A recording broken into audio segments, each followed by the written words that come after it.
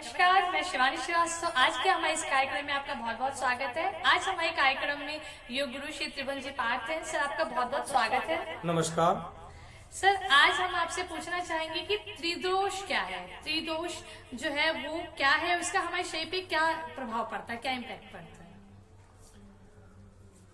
आयुर्वेदिक सिद्धांतों के अनुसार हमारा पूरी शरीर, ये पूरा शरीर त्रिदोष पर ही आधारित है।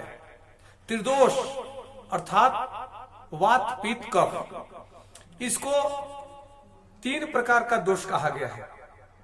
यह दोष ये पंच धातुओं को धारण करता है और पंच धातुओं को संतुलित रखने का भी कार्य ये त्रिदोष के द्वारा ही होता है।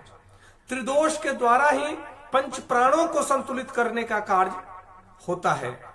इसलिए त्रिदोष का हमारे जीवन में, हमारे शारीरिक और मानसिक मूल्यों पर बहुत ही बड़ा प्रभाव है और बहुत ही बड़ा महत्वपूर्ण इसका महत्व है।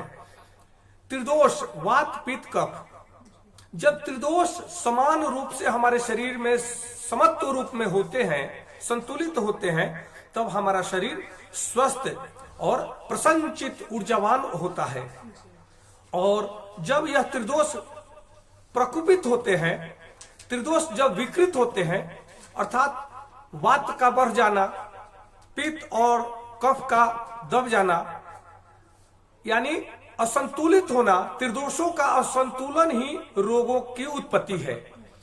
और आयुर्वेद सिद्धांत के अनुसार इन त्रिदोषों के द्वारा ही अनेकों प्रकार की बीमारियां हमारे शरीर में लग जाती हैं।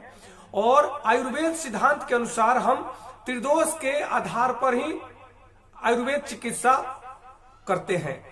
हर वैद्य पहले सबसे पहले देखता है कि रोगी का प्रकृति क्या है। त्रिदोष, ये त्रिदोष में अब जैसे वात का बढ़ जाना यानी पित्त और कफ का दब जाना, तब हम वात को समान करने के लिए, संतुलित करने के लिए हम वात को प्रकोपित करने वाला पदार्थ का आहार देते हैं, अर्थात दवा देते हैं। ये आयुर्वेदिक दवा हम देते हैं। उसी तरह से पित्त का बढ़ जाना, पित्त बढ़ जाता है तो एसिडिटी वगैरह ये सब बढ़ जाता है, अपच वगैरह बढ़ जाता है, खट्टी डकारे वगैरह आती है। उसको शांत करने के लिए हम कफवर्धक चीजों को खिलाते हैं। फिर कफ जब बढ़ जाता है तो कफ को शांत करने के लिए पित्तवर्धक चीज को देते हैं। उसी तरह से वात का बढ़ जाने के कारण शरीर में अनेकों प्रकार से वात का प्रकोप बढ़ जाता है, पेट में गैस हो जाता है, शरीर में दर्द सा होने लगता है, फिर हमारे घुटनों में, कमर में ज्वाइंट पेन सा होने लगता है और कब्ज हो जाता है। इसको संतुलित करने के लिए हम संतुलित आहार और संतुलित विहार और संतुलित विचार के द्वारा आयुर्वेदिक तत्वों पर आधारित हम लोग पथ्य और अपथ्य को ध्यान में रखते हुए आयुर्वेदिक दवा दिया करते हैं। इसलिए त्रिदोष को समत्व होना जरूरी है। त्रिदोष को संतुलित करने के लिए दवाएं तो है खाद्य पदार्थों के माध्यम से, उसके साथ में सबसे बड़ा है प्राणायाम के माध्यम से हम अपने त्रिदोष को शांत और संतुलित करते हैं। प्राणायाम के माध्यम से, कपालभाति, भस्त्रिका के माध्यम से हम अपने त्रिदोष को शांत करते हैं। इसलिए हमें त्रिदोष को शांत करने का हर संभव प्रयास करना चाहिए ताकि हमारा स्वास्थ्य बना रहे।